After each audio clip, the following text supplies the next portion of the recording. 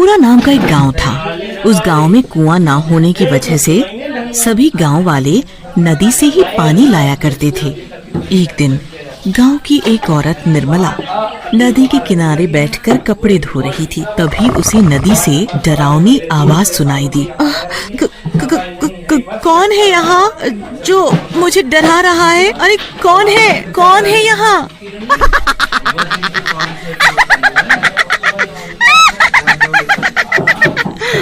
मैं हूँ। चुड़ैल भागो यहाँ से, भाग जाओ यहाँ से। निर्मला अपने कपड़े छोड़कर गांव में भाग जाती है। अरे ओ गांव वालों, सुनो, उस नदी पर मत जाना, उस नदी में एक चुड़ैल है। अरे क्या बोल रही हूँ बहन? चुड़ैल नदी में? सुबह ही तो हम सभी औरतें उस नदी से पानी भरकर लाई हैं, तब तो कोई चुड़ैल हमें दिखाई नहीं दी। कहीं तुम नींद में तो नहीं हो? अरे तुम लोगों को मेरी बातों पर यकीन नहीं है ना, तो खुद ही जाकर देख लो। हाँ भाइयों, चलो तो जरा नदी पर देखें कैसी चुड़ैल है। सभी गांव वाले नदी पर जाते हैं, पर वहाँ कोई चुड़ैल नहीं दिखती। अरे यहाँ तो कोई चुड़ैल मुड़ैल नहीं है, निर्मला को कोई वहम हुआ होगा। चलो भाइयों, अपना काम करें। गांव वालों को नदी पर कोई चुड़ैल नहीं दिखती। फिर सभी लोग वहाँ से चले जाते हैं। अगले दिन सुबह सुबह सभी नदी पर आते हैं। कोई पानी भरने आता है, कोई कपड़े धो रहा होता है, तो कोई उसमें नहा रहा होता है। चुड़ैल नदी के अंदर थी, तो वो ये सब देख रही थी। ये सभी गांव वाले फिर नदी पर आ गए। ये ऐसे नहीं मानेंगे, इनका कुछ न कुछ तो करना पड़ेगा। तभी नदी पर गांव का एक आदमी सुखिया नहाने के लिए आता है। जैसे ही सुखिया नदी में नहाने के लिए अंदर घुसता है, नदी में अंदर बैठी चुड़ैल उसका पैर पकड़ लेती है। अरे अरे अरे अरे मेरा पैर किसने पकड़ा है? कौन है भाई नदी के अंदर? बचाओ बचाओ बचाओ। चुड़ैल सुखिया का पैर पकड़कर नदी के अंदर खींच लेती है और फिर सुखिया को नदी के बाहर फेंक देती है। सुखिया बेहोश हो जाता है। गांव के कुछ लोग सुखिया को वहाँ पड़ा देखते हैं। सुखियो, ये तुम्हें क्या हुआ? अरे ये तो बेहोश है, इसे इसके घर ले चलो। जब ये होश में आएगा तब ये कुछ बताएगा ये बेहोश कैसे हुआ है। सभी गांव वाले उसे उठाकर उसके घर ले जाते हैं। जब सुखिया होश में आता है तो उसके साथ क्या हुआ सब बताता है। भाइयों, मैं सच बोल रहा हूँ, नदी में कोई तो था जिसने मुझे नदी में खींच लिया था। अरे ये क्या हो रहा है? पहले निर्मला और अब ये सुखिया, तुम दोनों का दिमाग तो नहीं खराब हो गया? तुम लोग मेरी बात पर यकीन क्यों नहीं करते? मैं सच बोल रहा हूँ। अरे भाइयों, देख नहीं रहे कितनी भयंकर गर्मी पड़ रही है। गर्मी की वजह से सुखिया बेहोश हो गया होगा और कुछ नहीं। हाँ, तुम सही बोल रहे हो। ये सुखिया तो कुछ भी बोले जा रहा है। फिर सभी गांव वाले वहाँ से चले जाते हैं। कोई भी सुखिया की बातों पर यकीन नहीं करता। फिर भी सभी लोग नदी पर जाते, वो भी वहीं कपड़े धोने लगती हैं। तभी उस चुड़ैल की भयानक आवाज आती है और सभी औरतें वहाँ से भाग जाती हैं। ये लोग नहीं मानेंगे, इनका कुछ तो करना होगा। नदी पर जो कचरा पड़ा होता है, वो कचरा उठाकर आधी रात को चुड़ैल गांव वालों के घर पर फेंक आती है। अरे सत्यानाश हो उसका, जिसने मेरे घर पर ये कूड़ा फेंका। अरे कोई है? मेरे घर पे कूड़ा किसने फेंक दिया? देखो जी, किसी ने हमारे घर पर इतना सारा कचरा फेंक दिया है, भला बताओ। ये सब देखकर पारो और मुरली गांव वालों से लड़ने लगते हैं। वो चुड़ैल फिर से आधी रात को नदी से निकलकर गांव में आती है और अब की नदी से ढेर सारी कीचड़ उठाकर शंकर के घर पर फेंक कर चली जाती है। सुबह होते ही रानी, ये अजीब सी बदबू कहाँ से आ रही है? हाँ जी, बदबू तो मुझे भी आ रही है।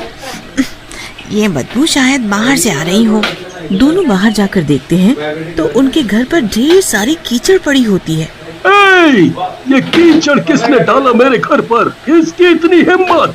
ओए, क्या हुआ शंकर भाई, क्यों शोर मचा रहे हो? ए, अरे भाई, जरा यहाँ देखो, किसी ने मेरे घर पर ये कीचड़ डाल दिया है।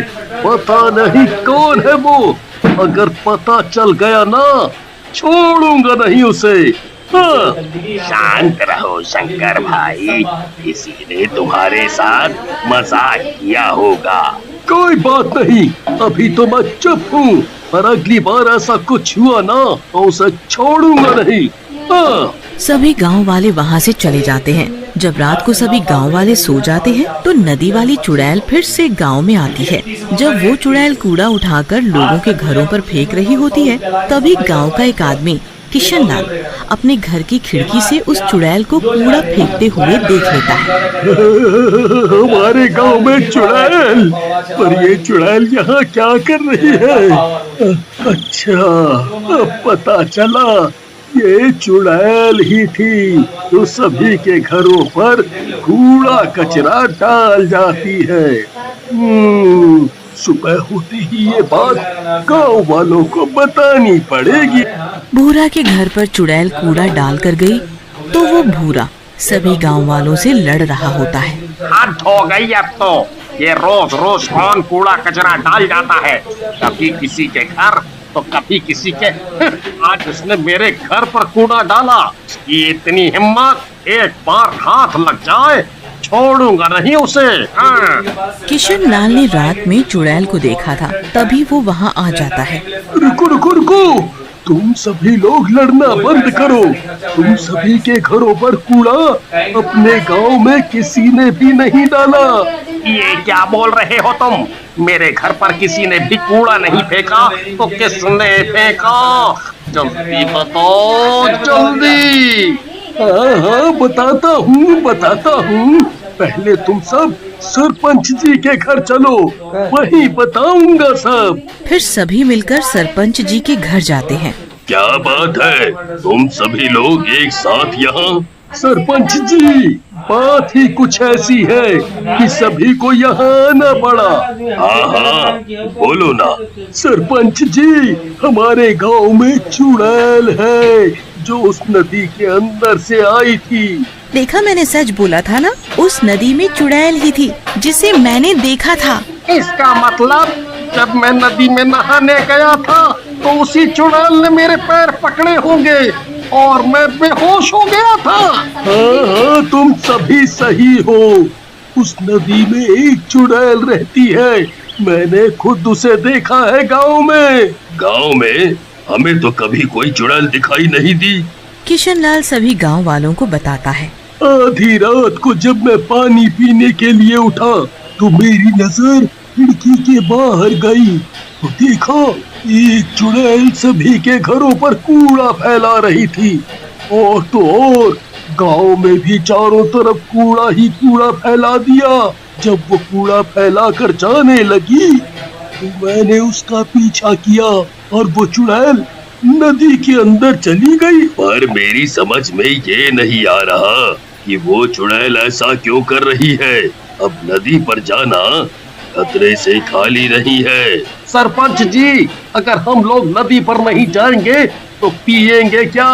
और बाकी घर का सारा काम भी तो पानी से होता है, खाना बनाना, नहाना, कपड़े सभी। हाँ सरपंच जी, शंकर सही बोल रहा है। हमारे घर की औरतें नदी पर कैसे जाएंगी? और तो और पूरे गांव में एक भी कुआं नहीं है। अगर कुआं होता तो इतनी परेशानी नहीं होती। ये तो बहुत बड़ी समस्या है।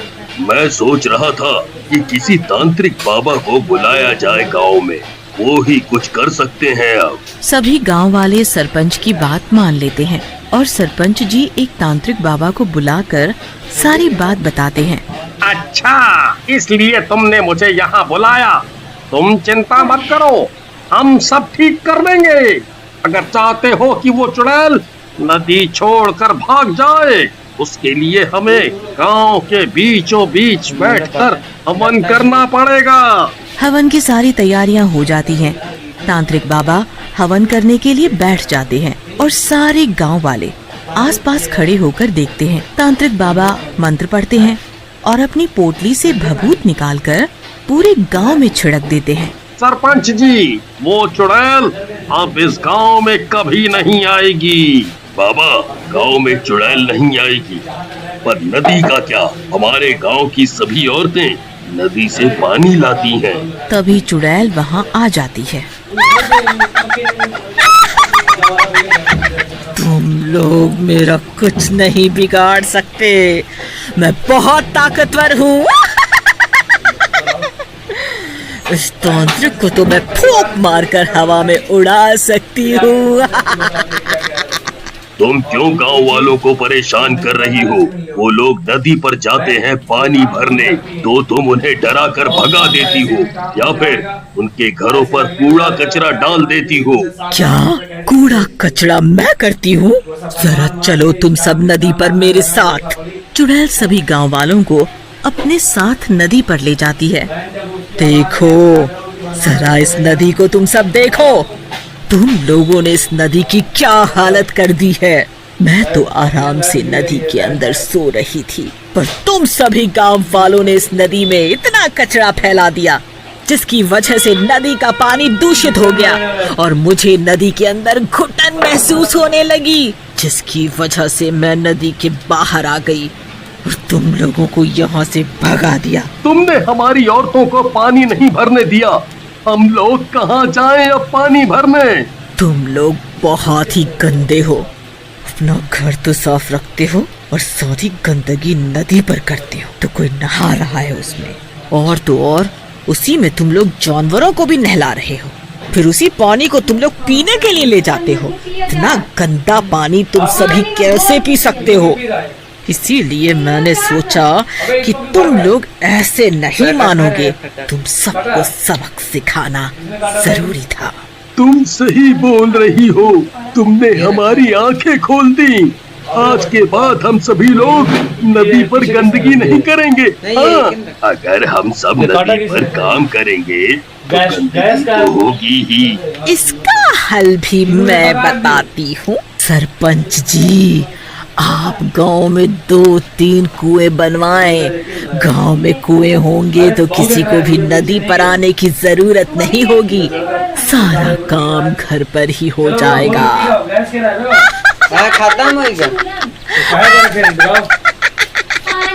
तुमने सही कहा, मैं कुएं जरूर बनवाऊंगा। तुम्हारा बहुत बहुत शुक्रिया। और चुड़ैल वहाँ से हमेशा हमेशा के लिए चली जाती है।